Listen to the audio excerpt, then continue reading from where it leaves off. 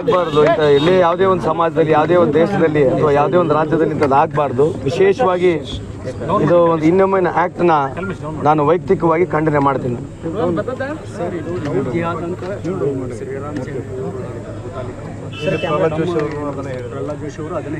ಈ ಥರ ಉದಾಹರಣೆಗಳು ನಾನು ಭಾಳ ಕೊಡ್ಬೋದು. ನಾನು ಅದ್ರ ಬಗ್ಗೆ ಚರ್ಚೆ ಮಾಡೋಕ್ಕೆ ಹೋಗೋದಿಲ್ಲ. ಯಾಕಂದರೆ ಈ ಥರ ಇನ್ಸಿಡೆಂಟ್ಸ್ ಆದಾಗ ನಮ್ಮಲ್ಲಿ ಒಂದು ಸೆನ್ಸಿಟಿವ್ನೆಸ್ ಇರಬೇಕು. ಇದರಲ್ಲಿ ಅವರು ಬೇರೆ ರೀತಿಯಾದಂಥ ನಿನ್ನೆ ತಾನೇ ಬೆಂಗಳೂರಿನಲ್ಲಿ ಕೂಡ ಇದೇ ರೀತಿಯಾದ ಒಂದು ಇನ್ಸಿಡೆಂಟ್ ಆಗಿದೆ. ಈಗ ಅದನ್ನು ನಾನು ವಿಶ್ಲೇಷಣೆ ಮಾಡಿ ಬೈಫಿಕೇಷನ್ ಮಾಡೋಕ್ಕೆ ಹೋಗೋದಿಲ್ಲ. ಬಟ್ ನನ್ನ ವೈಯಕ್ತಿಕ ಅಭಿಪ್ರಾಯದಲ್ಲಿ ಮುಂದೆ ಬರ್ತಕ್ಕಂಥ ದಿನಗಳಲ್ಲಿ ಕಾನೂನು ಬರಬೇಕು. ಇಂಥವ್ರು ಯಾರು ಮಾಡ್ತಾರೆ ಅವ್ರಿಗೆ ಎನ್ಕೌಂಟರ್ ಆಗ್ತಕ್ಕಂಥದ್ದು ಒಂದು ಕಾನೂನು ಬಂದುಬಿಟ್ಟು ಈ ದೇಶದಲ್ಲಿ ಅನುಕೂಲ ಆಗುತ್ತೆ ಅಂತ ನನ್ನ ವೈಯಕ್ತಿಕ ಅಭಿಪ್ರಾಯ. Let us not blame anybody. If you have got guts, if you have got a political will, let us all address the issue and see to that let us get a ಒಂದು ರೂಲೇ ತರಬೇಕಲ್ಲ. Balancing ಮಾಡೋದ್ರಲ್ಲೇ ಪ್ರಯತ್ನ ಮಾಡ್ತಾ ಇದ್ದಾರೆ. ಯಾಕಂದ್ರೆ ಈಗ ಗಾಂಜಾ ಆಗಿರ್ಬೋದು, drugs ಆಗಿರ್ಬೋದು, ಪ್ರಕರಣಗಳು ಮರುಕಳಿಸ್ತಿರೋದ್ರಿಂದ ಈ ತರದ ಹೌದು ರೀ. ಡ್ರಗ್ಸು ಈಗ ನೀವು ಕೇಳಿದ ಪ್ರಶ್ನೆಗೆ ಉತ್ತರ ಕೊಡ್ಬೇಕು, ನಾನು ಕೊಡಬಾರ್ದು ಅಂತಿದ್ದೆ. ಡ್ರಗ್ಸ್ ಒಂದು ನಿಮಿಷ, ಡ್ರಗ್ಸ್ ಬರಲಿಕ್ಕೆ ಅಲ್ಲ, ಡ್ರಗ್ಸ್ ಬರ್ತಕ್ಕಂಥದ್ದು ಬರೀ ಸ್ಟೇಟ್ ಇಶ್ಯೂ ಅಲ್ಲ, ಪೋರ್ಟ್ಲಿಂದ ಕೂಡ ಡ್ರಗ್ಸ್ ಬರ್ತದೆ.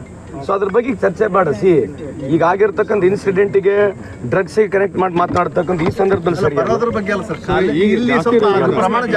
ಅದು ಇವಾಗೆಲ್ಲ ಬಹಳ ದಿವಸ ಅಡ್ರೆಸ್ ಮಾಡ್ತೇವೆ. ಇವೆಲ್ಲ ಇಟ್ಸ್ ಎ ಯೂನಿವರ್ಸಲ್ ಥಿಯರಿ ಇದೆ, IPL ಬೆಟ್ಟಿಂಗ್ ಒಂದು ಥಿಯರಿ ಇದೆ, ಡ್ರಗ್ಸ್ ಇದಾವೆ, ಅದಕ್ಕಿದಕ್ಕೆ ಲಿಂಕ್ ಮಾಡೋದು ಬೇಡ. Let us not diverted.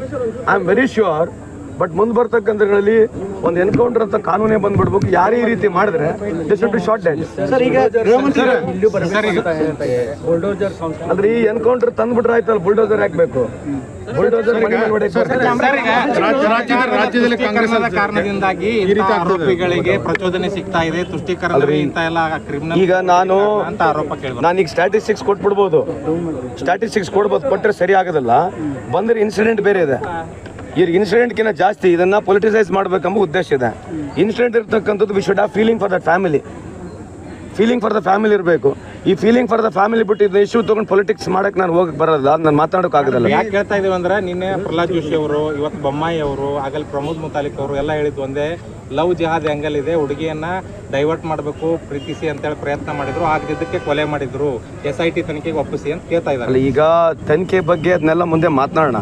ಈಗ ಅವ್ರ ಕಮೆಂಟ್ಸ್ ಏನಿದೆ, ಲವ್ ಜಿಹಾದ್ ಅಂತಕ್ಕಂಥ ಕಮೆಂಟ್ ಇದೆ, ಇದನ್ನೇನು ಅರ್ಥ ಏನು? ಸೊ ಈ ಥರದ್ದು ಭಾಳ ಇನ್ಸಿಡೆಂಟ್ಸ್ ಎಲ್ಲ ಸಮಾಜದಲ್ಲಿ ಆಗ್ತವೆ. ಈಗ ಬಂದಿರತಕ್ಕಂಥದ್ದು ನಿಮಗೆ ಗೊತ್ತಿದೆ. I don't want to cross the line and speak. ಯಾಕಂದ್ರೆ ಈಗ ಬಂದಿರತಕ್ಕಂಥ ಇಶ್ಯೂ ಸಾಂತ್ವನ ಆಗಬೇಕು ಫ್ಯಾಮಿಲಿಗೆ. ಯಾರು ತಪ್ಪಿದ್ರೆ ಅವನಿಗೆ ಕಠಿಣ ಕ್ರಮ ಆಗಬೇಕು, ಶಿಕ್ಷೆ ಆಗ್ಬೇಕಂತದ್ದು ಇದೆ.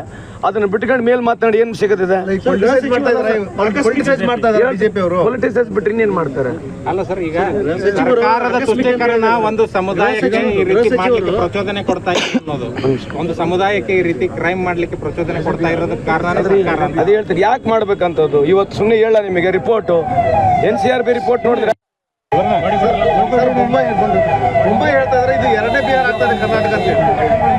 ಎರಡನೇ ಬಿಹಾರ ಆಗ್ತಾ ಇದೆ ಕರ್ನಾಟಕ ಅಂತ.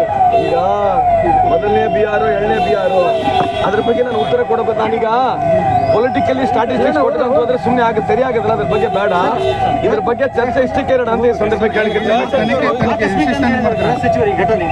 ಆಕಸ್ಮಿಕವಾಗಿ ಆಗಿರ್ತಕ್ಕಂಥದ್ದೇನು ರೆಗ್ಯುಲರ್ ಆಗುತ್ತಾ? ಅವ್ರು ಹೇಳಿರ್ತಕ್ಕಂಥ ಸರಿ ಇದೆ, ತಪ್ಪೇನಿದೆ?